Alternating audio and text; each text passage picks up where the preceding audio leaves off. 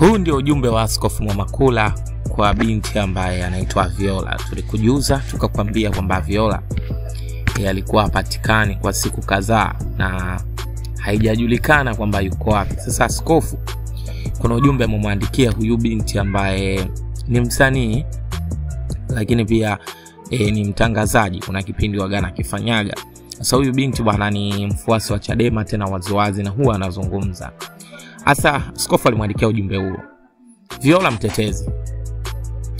Watu waoga ni wengi sana katika nchi ambao wanaogopa matendo ya kutekwa na kuuawa kwa watu, lakini hawataki kuacha.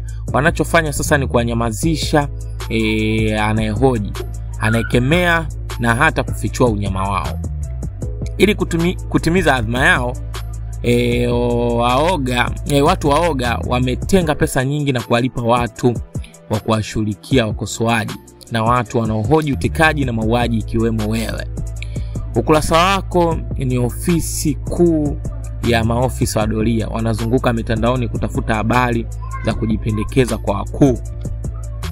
Katika jamii zinazojali kalama, vipawa na vipaji, wewe ungejengewa uwezo wa kupewa ufadhili hata wa kusoma SOAS ama School of Right on the African Studies ya chuo kikuu London ili usome political science, uwe profesa wa fikra, au ungepewa uwezo mkubwa ili ujenge chuo cha kukuzia vipawa vya Makinda na Mayoso, au kwa lugha ya Kanyigo wanaita academy.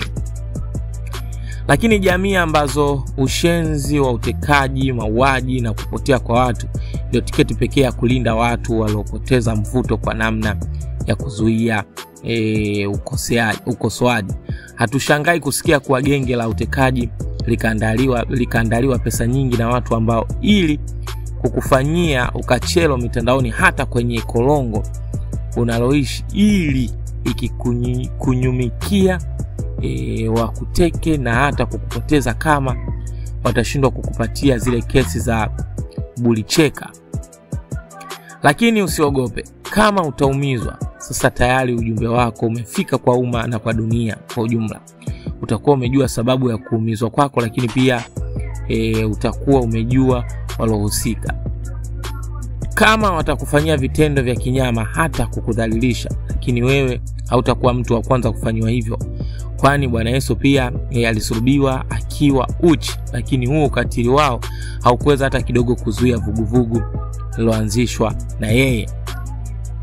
Kama watakukata nyonyo baada ya kukufanyia ukatili, wewe hautakuwa mwanzilishi, kwa kuwa watangulizi wao walifanyiwa hivyo hivyo, walembo na wasomi walioshiba imani ambao waliishi kabla yako miaka kadhaa iliyopita, Mtakatifu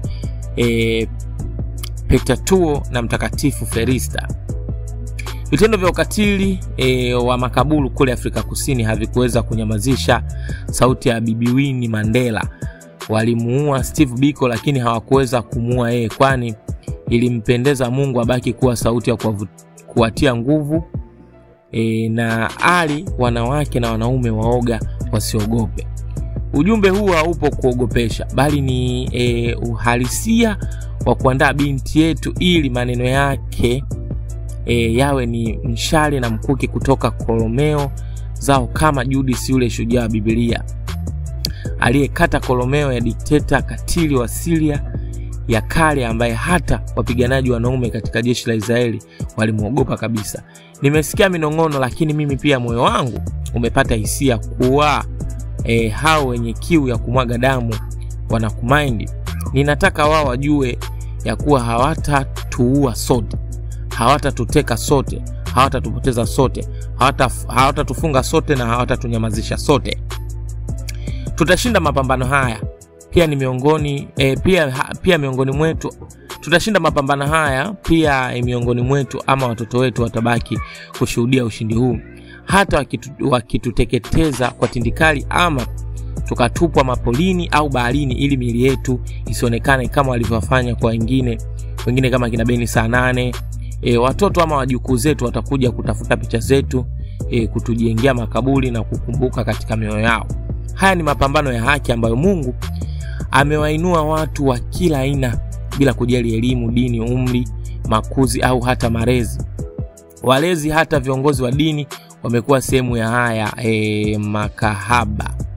Wamekuwa sehemu ya haya makahaba, wanasiasa, wasomi, watoza ushuru, wachumi na hata viongozi wa dini walijiunga katika harakati za ukombozi zilizoongozwa na Bwana Yesu. Hata mapambano yetu yanahitaji makundi mengi sana.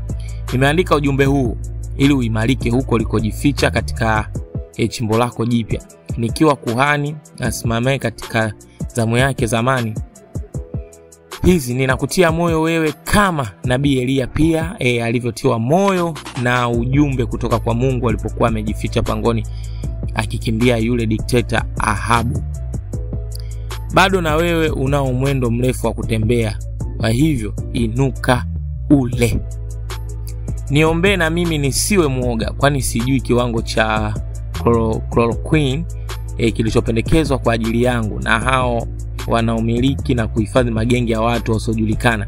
Lakini napenda nikupatie Zaburi 23 kwa ajili ya kutafakari mwezi huu na wakati wako wote wa mapambano. Thamani yako kwa Mungu ni kuu. Mungu huheshimu wanaopigania na kutetea haki za wengi, lakini haki zao hulindwa, utetewa na kupiganiwa na yeye mwenyewe. Hii ni Isaya 43 mstari wa 4. Usiogope, kitambo kijacho hata waandishi wa habari watafika kwa makundi katika shule na vyuo ulivyosoma ili kutaka kudadisi maisha yako. Zamani zijazo hata wanaokuepuka leo watatamani wajinasibisha na jina lako, uwe hai ama ukija kulala. Jina lako na fikra zako zitakuwa hai katika mioyo ya watu, lakini hii inategemea sana kama hautakata tamaa.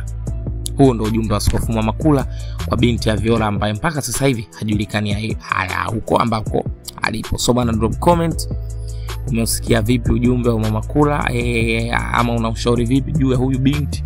Tutakomendisha kinoma noma. Bye bye.